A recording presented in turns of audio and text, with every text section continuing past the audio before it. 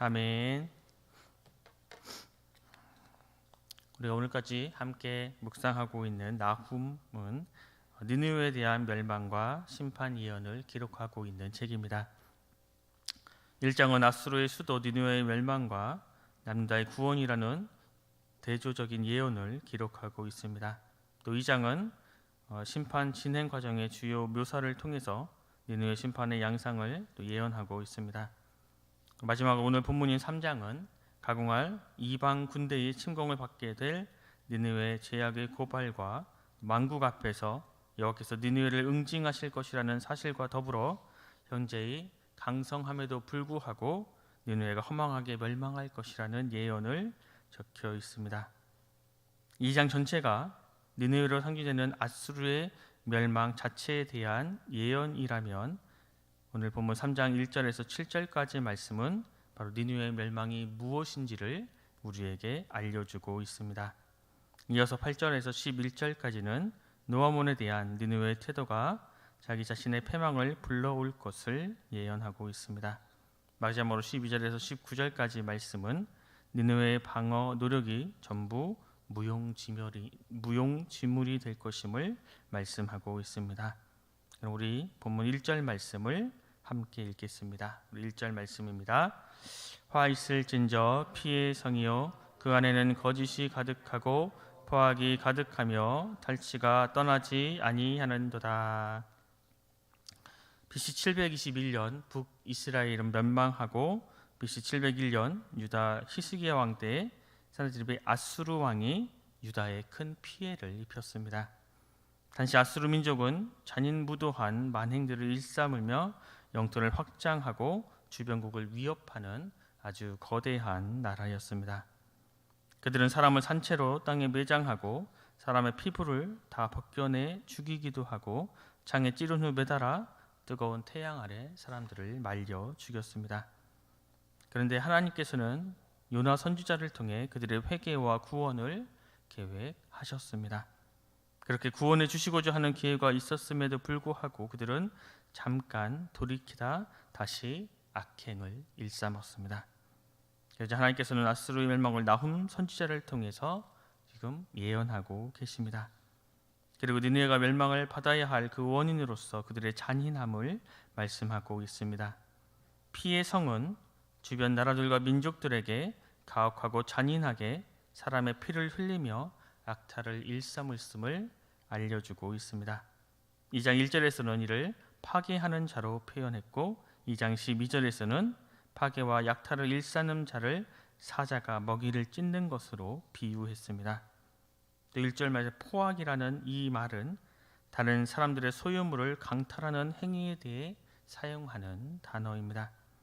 이처럼 니느웨의 소유욕은 끝이 없었습니다. 거짓말로 다른 사람들의 소유물을 빼앗았습니다. 소유물을 강탈하기 위해서 사람의 피를 흘리는 것을 그들은 당연히 여겼습니다. 사람의 마음에 선한 것으로 가득 채우지 않으면 이처럼 거짓과 포악으로밖에 가득 찰 수 없습니다. 이어서 2절에서 3절 말씀을 보면 나훔 선지자는 1절에서 니느웨의 죄를 포괄적으로 지적한 다음에 이어서 몇 가지 신랄하고 생생한 묘사로 이 도시에 대한 마지막 죄목을 폭로하고 있습니다. 채찍에서 병거, 바퀴, 말, 병거, 또 기병과 칼과 창, 그리고 사륙대한 때와 주검의 큰 무더기로 그 강도가 점점 더해지고 있습니다. 이러한 묘사는 바로 니느웨가 당한 공격을 의미하는데 이것은 다 니느웨가 자기들의 전술로 써먹었던 잔인한 방법들이었습니다. 이전에 다른 나라에 쳐들어가 많은 시체 무더기를 쌓았던 그 니느웨는 이제 자기의 시체들이 무더기로 쌓일 차례가 되는 것입니다. 찢어지는 듯한 말 채찍 소리, 요란하게 울리는 병거 바퀴 소리, 말이 달려옵니다. 병거가 불러오고 있고 기병대가 습격하여 오고 있습니다. 칼이 번쩍이며 불이 나고 장은 번개처럼 번쩍입니다. 사람의 시체더미에 걸려 넘어지고 있습니다. 이어서 4절 말씀을 함께 읽겠습니다. 4절 말씀입니다. 이는 마술에 능숙한 미모의 음녀가 많은 음행을 함이라. 그가 그의 음행으로 여러 나라를 미혹하고 그의 마술로 여러 족속을 미혹하느니라. 이렇게 심판을 받는 것은 니느웨가 창녀가 되어서 음행을 일삼고 마술을 써서 사람을 홀린 탓입니다. 음행으로 문 나라를 홀리고 마술로 문 민족을 깨었기 때문입니다. 마술이란 자신들의 그 잔인함을 미화시키는 니느웨의 외교 정책을 조롱하는 표현입니다. 이런 사륙이 임하게 되는 이유는 마치 음녀가 음행을 탐하는 것처럼 니느웨가 권력을 탐했기 때문입니다. 니느웨는 열국을 자기 수하로 유혹하기 위해 군사적인 지원과 권력을 팔았습니다. 협력을 방지해서 그들은 이득을 취하고 그 이득이 사라질 것 같으면 헌신짝처럼 그들을 버리는 기만 행위를 항상 행해왔습니다. 그래서 하나님께서는 그 음녀 니느웨에게 이렇게 말씀하십니다. 5절에서 7절 말씀을 제가 읽겠습니다. 보라, 내가 내게 말하노니 만군의 여호와의 말씀에 내 치마를 걷어 올려 내 얼굴에 이르게 하고 내 벌거벗은 것을 나라들에게 보이며 내 부끄러운 것을 뭇 민족에게 보일 것이요 내가 또 가증하고 더러운 것들을 내 위에 던져 능욕하여 너를 구경거리가 되게 하리니 그때 너를 보는 자가 다 내게서 도망하며 이르기를 니느웨가 황폐하였도다. 누가 그것을 위하여 애곡하며 내가 어디서 너를 위로할 자를 구하리요 하리라. 고대 전쟁에서 승리한 나라가 패전한 그 나라 사람들에게 극도의 수치심을 느끼게 하기 위해서 벌거벗겨 치부를 드러내는 일이 있었습니다. 니느웨를 미모의 음녀로 앞서 의인화하였는데 그 여인의 치부를 드러내 극도의 수치심을 느끼게 하듯이 니느웨가 그렇게 될 것이라고 예언하고 있습니다. 여기에서 그치지 않고 치마를 걷어올려 그의 얼굴까지 올린 상태에서 가증하고 더러운 것들을 뒤집어 써서 능욕함을 당하고 또 구경거리가 될 것이다 예언하고 있습니다.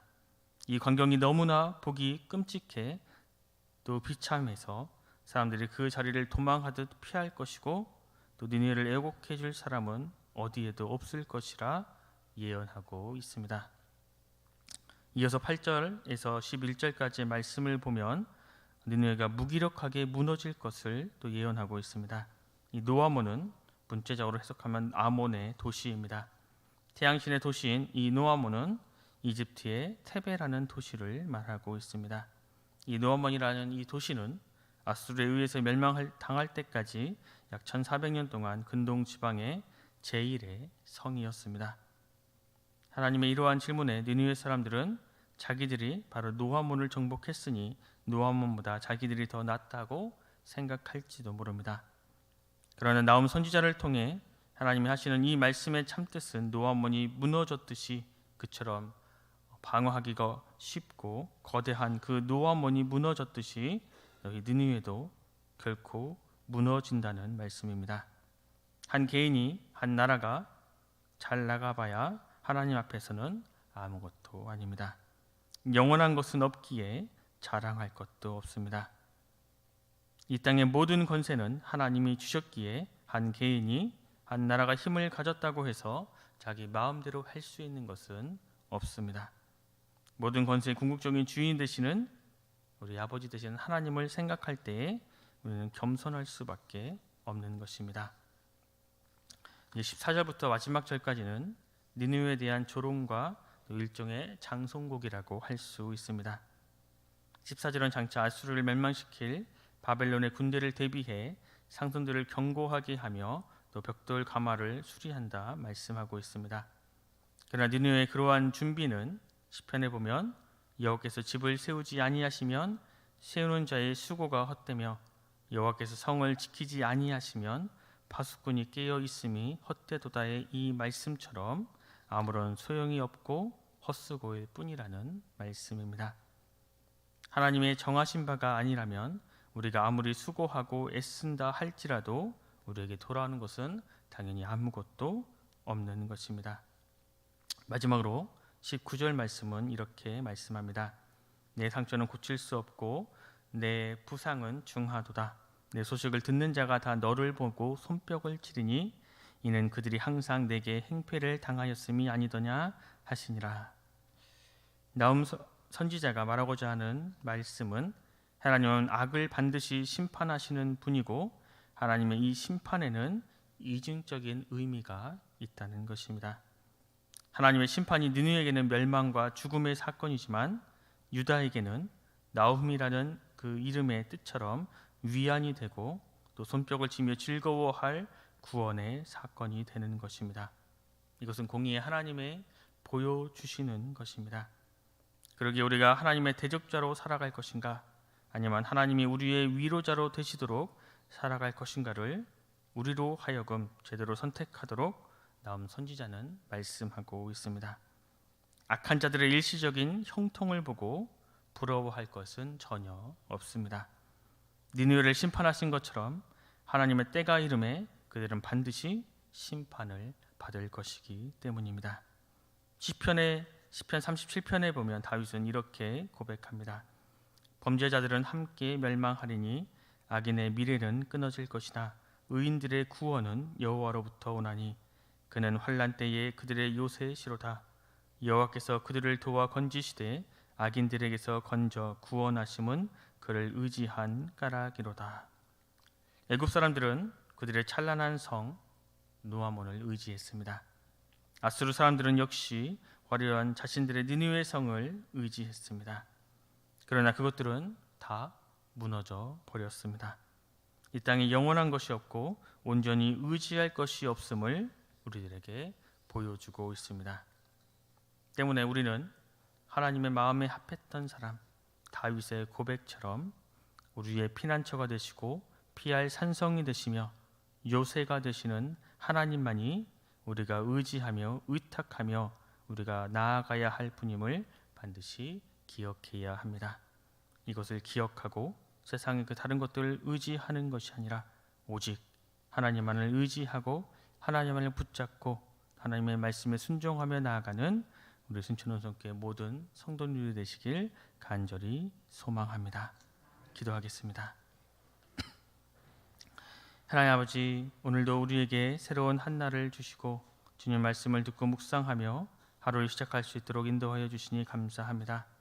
주님, 애굽의 찬란한 그 노아몬 성도, 하늘 높은 줄 모르고 솟아난 니느웨 성도, 무너질 수밖에 없는 탐욕으로 물든 성에 지나지 않음을 고백합니다.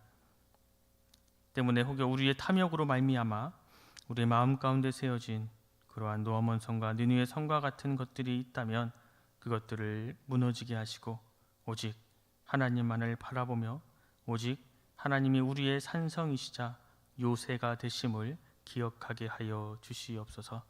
그래서 오직 하나님만을 믿고 의지하며 우리의 산성 되시며 우리 아버지 되시는 하나님께 오늘도 온전히 의지하고 의탁하고 하나님 말씀에 순종하는 귀하고 복된 날이 되게 하여 주시옵소서. 모든 것 감사드리며 예수 그리스도 이름으로 간절히 기도드립니다. 아멘.